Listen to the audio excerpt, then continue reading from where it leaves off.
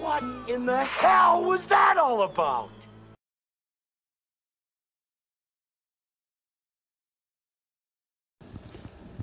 Alright guys, so here's a look at the new wheels and tires. Got the 32-inch carnivores. Pretty happy with how it turned out.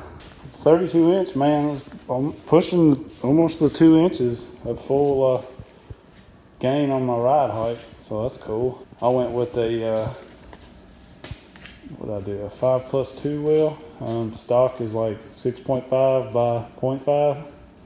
I did 5+2. So it made me about 67 inches wide. I really like the look of it so far. I don't think the tires are going to hang out past the fender too far. And I don't really care. I mean, if I'm going riding, I'm expecting to get dirty, so I'm not going to whine and complain about a little bit of mud in the cab. Something I wanted to do with the bigger tires, this steering rack bushing from Werx. I don't know, most of you probably know. Right here on the tie rod, this is just pulled back. There's a little clamp here, it comes unclamped. Mine's somewhat broke on me, but it'll still work. There's the end off of it. Clamp on this end. The big end back here is just a zip tie. So I'll just cut it off.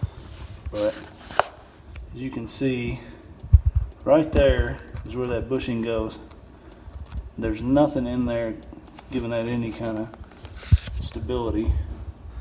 I wanted to do that with the bigger tires. I didn't want it to get worse or get wallered out or anything. Mine's not too bad, and I mean, I slammed this thing on this driver's side hard.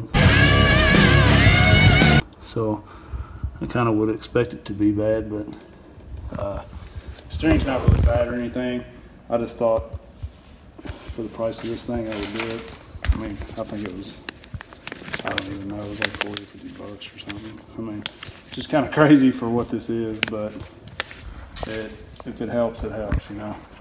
So it's not often you can get something for your side-by-side for 50 bucks anyways that's going to help it out. So yeah. This unscrews. I get this part, start trying to get the bushing in. I'll get a shot for you guys. Alright, so quick shot. You can really see right here I've got it jacked up a little. When I move this wheel, watch this. See that movement, that play? There's a whole lot of play in there. So that's got to be putting all the stress of that on the other side. That's just crazy that it has nothing right there to support it. So that's what we're dealing with. Got this broke apart with a big crescent. Was able to get it on there, get it loose, slightly turned, and it wasn't that tight. And now I'm just kind of using channel lock since it's loose to just turn it because I can't really get the crescent in there where I need it. Alright, so the main problem when you go to put the bushing in is going to be the slider is not going to be centered, and the bushing is going to ride higher on one side than the other. There's going to be a gap on the bottom, probably down here. So I tried to twist and push and pull, and finally I just took this bar and I mean barely put any pressure at all right there on that tie rod and pried it up just a little and started hammering on this socket. This is a 7/8, I believe. Yeah.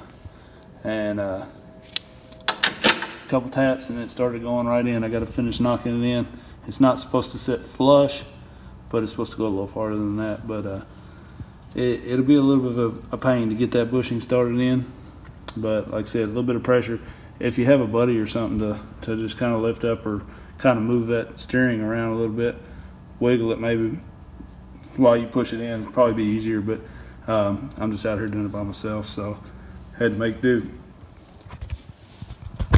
Now she's installed, boys, and there's no play in this thing. Trying to shake it. You can see that huge gap that just needed filled. I mean, kind of crazy design, but anyways, there it is. I'll let you know how it works. See how it affects the steering, if it's any tighter or whatnot, but hopefully this will save some trouble down the road.